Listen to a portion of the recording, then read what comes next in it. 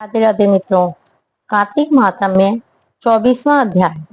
लिखवाओ निज से दया से सुंदर भाव बताकर। कार्तिक मास 24वां अध्याय सुनो सुधाकर। राजा पृथु ने कहा, हे नारद जी, आपने तुलसी के इतिहास, व्रत, मातम्य के बारे में कहा। अब यह बताने की कृपा करें कि कार्तिक मास में क्या और भी देवताओं का पूजन होता है, यह भी मुझे समझा कर कहिए।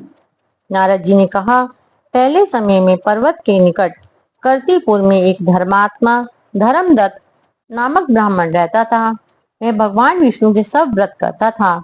एक दिन कार्तिक मास में वह एक पहर रात शेष रहने पर जागरण के लिए भगवान विष्णु के मंदिर में हर प्रकार की सामग्री लेकर जा रहा था कि मार्ग में उसने एक बड़ी भयंकर राक्षसी को देखा, जिसके बड़े बड़े दांत, लपकती हुई जीभ और लाल लाल नेत्र थे।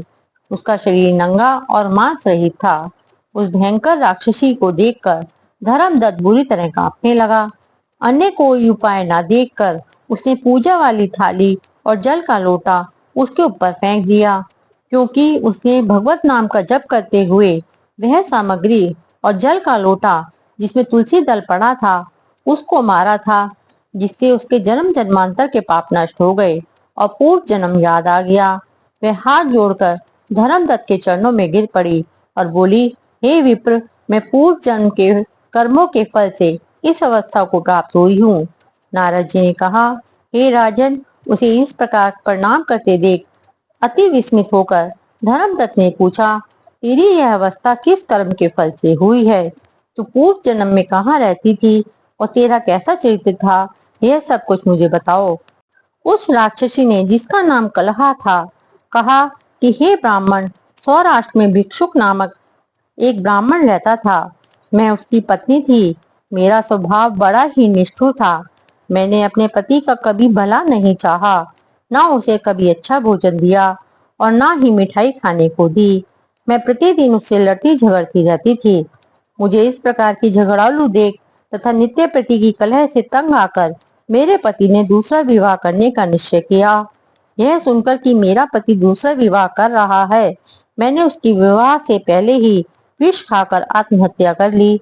मेरी मृत्यु के बाद यमदूत आए और मुझे गदा से मारते हुए यम के पास ले गए। यमराज ने मुझे देखकर चित्रगुप्त से पूछा, हे चित्रगुप्त, इसने क्या कर्म किया है? जो भी कर्म इसने किए हैं उनका फल इसे भोगना होगा। कलहा ने कहा, हे ब्राह्मण, चित्रगुप्त ने धर्मराज से कहा, इसने अपने जीवन में कोई भी अच्छा काम नहीं किया है। यह अपने पति को सदा खराब भोजन देकर स्वयं अच्छा भोजन खाती रही है, इसलिए अब यह विष्ठा खाने वाली होगी। इसे अब सुहरी का जन्म दिया जाएगा। चूंकि यह अकेली ही पाक के बर्तन में भोजन करती थी, इसलिए यह अपने बच्चों को खाने वाली बिल्ली होगी। इसने अपने पति पर क्रोध करके आत्मघात किया है, इसलिए यह प्रेत योनि में जाएगी। अब आप इसको अपने दूतों द्वारा मरु स्थान में भेज दीजिए। वहां पर यह बहुत दिनों तक प्रेत योनि में रहकर फिर यह पापिन अपनी तीनों योनियों को भोगेगी। सो हे ब्राह्मण, मैं 500 वर्ष से प्रेत योनि में हूँ और भूख प्यास के कारण नित्य दुखी रहती थी। एक दिन भूख से तंग आकर मैं एक वैश्य के शरीर में प्रविष्ट हो गई। उसके शरीर द्वारा मैं कृष्णा और बेणी के संगम पर इस देश में आ पहुंची। एक दिन भगवान शंकर व विष्णु जी ने मुझे बलात् उसके शरीर से बाहर निकाल दिया। फिर मुझे आप दिखाई दिए। आपके लोटे में से तुलसी दल का छींटा मेरे ऊपर पड़ा, जिससे मेरे सब पाप नष्ट हो गए हैं।